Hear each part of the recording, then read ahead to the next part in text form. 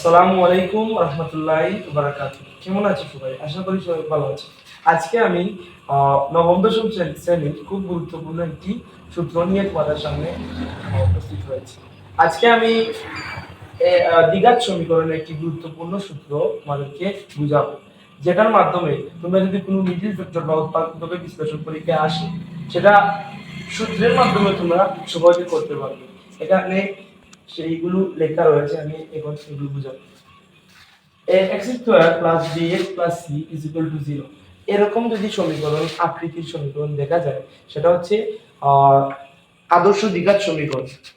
এখানে ax square plus bx plus c সমান 0, এখানে a এর পরিচয় কি? a হচ্ছে x স্কয়ারের সহগ চিহ্ন সহ, এবং b হচ্ছে x এর সহগ চিহ্ন সহ, c হচ্ছে ধ্রুবক পদ ও চিহ্ন সহ। এখানে এটা যেহেতু দ্বিঘাত সমীকরণ, তাহলে সেটা সমাধান থাকবে দুইটা। এজন্য আমরা x এর মান ক্যালকুলেশন করলে এই সূত্র দ্বারা ক্যালকুলেশন করতে হবে।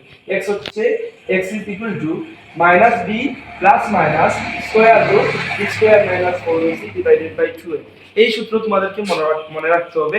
এবং এখানে আমি একটু আগে বলেছিলাম b হচ্ছে x এর সহগ চিহ্ন সহ, এবং a হচ্ছে x স্কয়ারের সহগ চিহ্ন সহ, এবং c হচ্ছে ধ্রুবক পদ চিহ্ন সহ। এখানে একটি एग्जांपल রয়েছে, সেটা হচ্ছে 3x স্কয়ার 4x 3 0।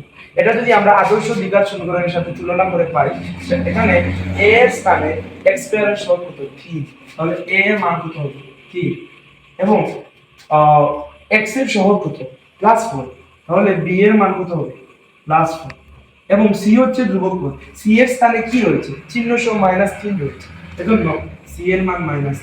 এভাবে আমরা এই মানগুলো যদি এই সমীকরণে বসিয়ে একটা প্লাস এবং একটা মাইনাস নিয়ে একটা সমাধান বের করি, তাহলে x এর দুইটা মান পাওয়া যাবে। সেটা হচ্ছে এই দ্বিঘাত সমীকরণের সমাধান। এরকম আরো অনেক ম্যাথ রয়েছে, যদি তোমরা এই সূত্রটা পারো, তাহলে আশা করি তোমরা এই ধরনের ম্যাথ সলভ করতে পারবে। তাহলে ভালো থেকো। আসসালামু আলাইকুম ওয়া রাহমাতুল্লাহি ওয়া বারাকাতুহু।